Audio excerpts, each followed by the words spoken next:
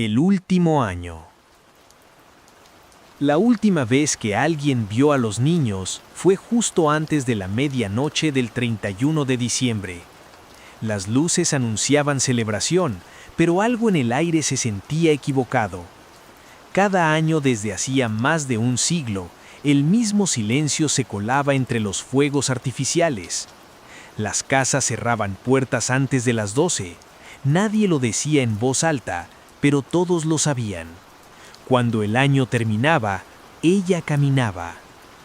Al final de una calle sin nombre se alzaba una casa que no aparecía en los registros. La madera estaba torcida como si respirara. Las ventanas parecían ojos cansados. Decían que nadie la construyó, que simplemente siempre estuvo ahí, incluso antes de 1890. Ella era pequeña, encorvada, envuelta en capas de ropa antigua. Los niños la llamaban abuela, aunque nadie recordaba haberla visto joven. Sus manos temblaban, pero sus ojos nunca parpadeaban. Observaban como si contaran el tiempo al revés. En archivos olvidados aparecía una mención del año 1912. 3 niños desaparecidos la noche de Año Nuevo, sin huellas, sin gritos, solo una frase escrita a mano. La vieja volvió a tener hambre. No era hambre de comida, era algo más antiguo, algo que se alimentaba de voces jóvenes, de risas, de futuros no vividos. Cada año nuevo, cuando el tiempo se renovaba, ella reclamaba lo que creía suyo. Los niños sentían confianza, los adultos sentían terror, pero siempre demasiado tarde. Las mujeres mayores del pueblo evitaban hablar, algunas rezaban, otras dejaban platos vacíos en las ventanas. Sabían que la anciana no era una mujer, sino una costumbre antigua nacida cuando la gente creía que el tiempo exigía sacrificios. Cuando el reloj marcaba las 12, los fuegos estallaban, y en ese instante exacto, una puerta se abría al final de la calle. Pasos lentos sobre el pavimento. Nadie miraba directamente, pero todos sentían que algo irreversible acababa de ocurrir. A la mañana siguiente, solo quedaban objetos pequeños. Nunca había sangre, nunca había lucha, como si los niños hubieran aceptado irse con ella, como si ya la conocieran. Ese año, por primera vez, dentro de la casa hubo una habitación vacía, y ella no toleraba el vacío. El origen del hambre. El 1 de enero amaneció distinto. No era frío, era advertencia. La anciana permanecía sentada en la oscuridad mientras el nuevo año avanzaba sin haber sido pagado. Cuando el tiempo no recibía lo que se le debía, comenzaba a cobrar intereses. Los documentos más antiguos hablaban de pactos. En el año 1741 se mencionaba a una mujer encargada de cerrar el ciclo. No era temida, era respetada. Sin ella, el año no terminaba. Hubo un tiempo en que no era vieja, cuidaba niños, contaba historias junto al fuego, pero aceptó una tarea que ningún humano debía aceptar: convertirse en guardiana del final. La noche del 31 de diciembre del año 1742, el pueblo entregó al primer niño. A cambio, ella dejó de envejecer, pero nunca volvió a vivir. Con cada año su cuerpo se doblaba más, no por el tiempo, sino por el peso de lo que consumía. Las voces no desaparecían, se quedaban dentro. Cuando el pueblo dejó de creer, el pacto no se rompió, se deformó. La anciana ya no recibía ofrendas, ahora debía salir a buscarlas. Ese año no hubo suficientes niños. Algo despertó bajo la casa, el suelo crujió, las paredes respiraron. Por primera vez, la anciana sintió miedo.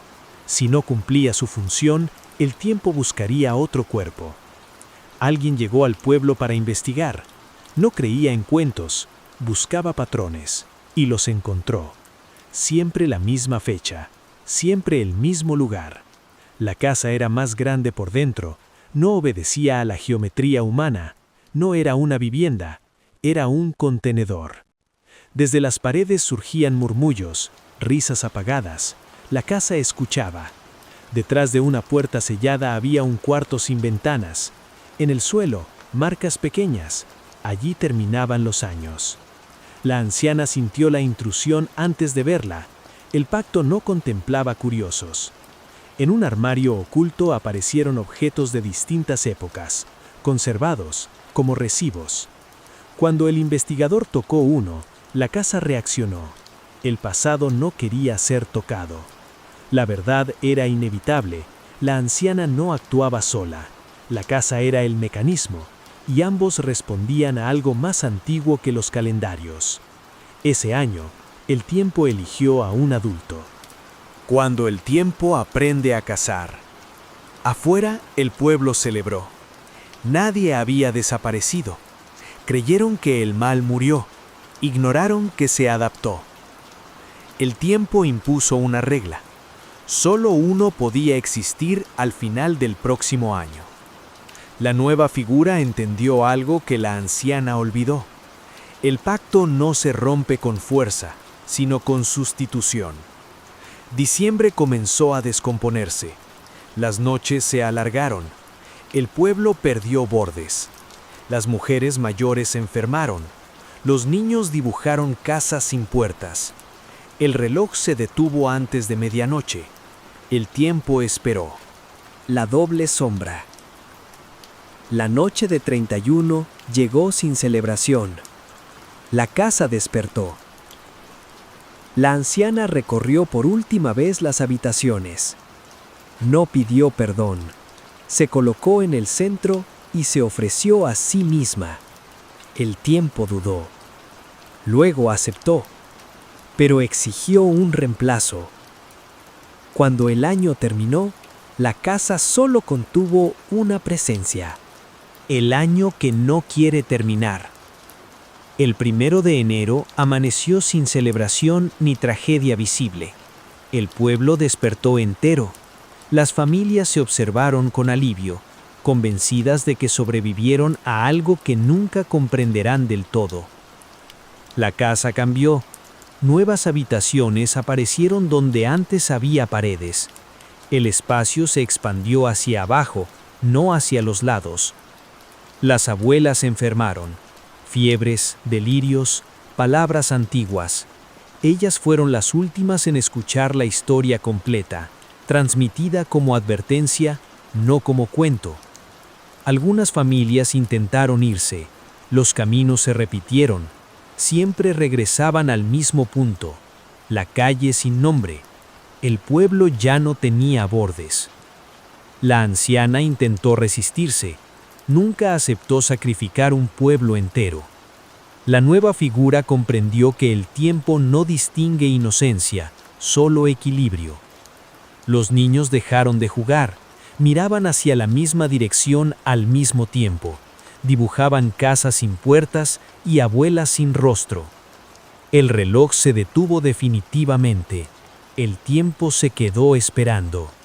La noche del 31. La noche llegó sin música ni risas. Las luces permanecieron encendidas dentro de las casas. El año se negaba a morir. La casa se dilató. La madera se agrietó. Desde el interior surgió un calor húmedo, como el aliento de algo que había estado conteniéndose siglos. La anciana recorrió las habitaciones por última vez. No pidió perdón.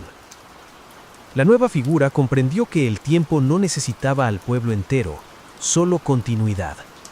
Por primera vez, la anciana no entregó a otros. Se colocó en el centro de la sala circular. Se ofreció a sí misma. El tiempo dudó. Luego aceptó. El pacto exigió un reemplazo. Cuando el año terminó, la casa solo contuvo una presencia. Lo que permanece después del año. El 1 de enero amaneció en calma. El pueblo sobrevivió. La casa ya no parecía antigua, parecía eficiente. Los niños ya no desaparecieron de golpe, lo hicieron lentamente, a lo largo del año. Las abuelas callaron, la memoria se diluyó. En el sótano quedó un plato vacío, ya no se usaba. Esta historia no se cuenta para asustar, se cuenta para recordar. Mientras alguien recuerde, el tiempo sigue atado. Cada año, en algún lugar distinto, aparece una casa parecida. El pacto no terminó, se perfeccionó, y cada 31 de diciembre, alguien aprende a contar el final del año.